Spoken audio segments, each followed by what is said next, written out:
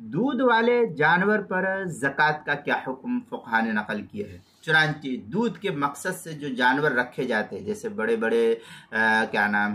طویلے ہوتے ہیں، اور طویلوں کے اندر جو ہے جانور کو پالا جاتا ہے،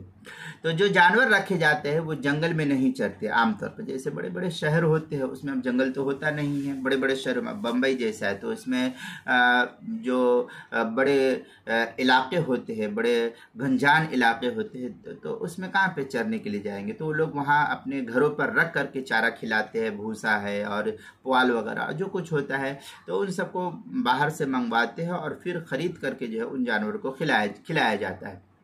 یہ جنگل میں نہیں چرتے، بلکہ ان کو خود گھر میں یا فارم ہاؤس جو ہوتا ہے اس میں کھلایا جاتا ہے، اس لیے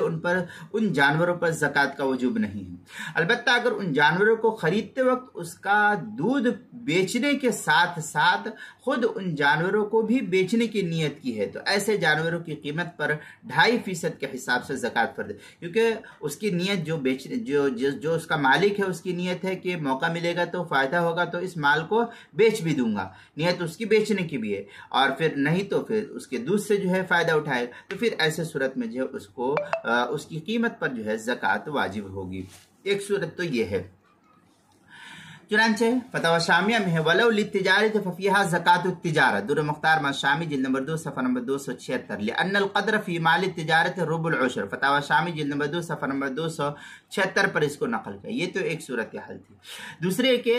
اگر ایسے جانور خریدتے وقت بیچنے کی نیت نہیں تھی، فروخت کرنے کی نیت نہیں تھی، صرف دودھ فروخت کرنے کی، جانوروں کو بیچنے کی نیت ابھی کچھ نہیں ہے، لیکن اس سے جو نکلا ہوا دودھ ہے اس کو بیچنے کی اس کو نیت ہے، تو اس صورت میں ایسے جانور پر زکوٰۃ فرض نہیں ہوگی۔ مثلا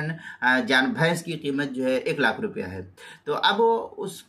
اس نے نیت کیا کہ مجھے بھینس کو بیچنا نہیں ہے، لیکن اس سے جو دودھ نکلے گا میں اس دودھ کو بیچوں گا، تو پھر اس دودھ کو بیچنے کی صورت میں جو ہے جانور جو 1 لاکھ کا ہے تو اس جانور کی 1 لاکھ پر زکوٰۃ کا وجوب نہیں ہوگا، بلکہ اس کے نکلے ہوئے دودھ جو ہے اس کی جو قیمت ہے اس کے اوپر زکوٰۃ کی فرضیت کا حکم ہوگا۔ البتہ دودھ کی آمدنی اگر نصاب کے برابر یا اس سے زیادہ ہے تو اس سے سالانہ 2.5% کے حساب سے زکوٰۃ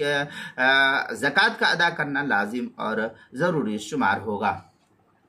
چنانچہ فتاوی عالمگیریہ میں الزکاۃ واجبۃ فی عروض التجارہ کائنۃ ما کانت اذا بلغت قیمتها نصابا، یہ فتاوی عالمگیریہ جلد نمبر 1 صفحہ نمبر 179، البحر الرائق جلد نمبر 2 صفحہ نمبر 288، فتاوی شامی جلد نمبر 2 صفحہ نمبر 298، فتاوی تاتارخانیہ جلد نمبر 2 صفحہ نمبر 237، بدائع الصنائع جلد نمبر 2 صفحہ نمبر 20، فتح القدیر جلد نمبر 2 صفحہ نمبر 167 پر اس کو نقل کیا۔ اسی طریقے سے زکوٰۃ کے مسائل کا انسائکلوپیڈیا، اس کے حروف تہجی دال عنوان ہے دودھ والے جانور، صفحہ نمبر 166 اور صفحہ نمبر 167 پر اس کو نقل کیا گیا ہے۔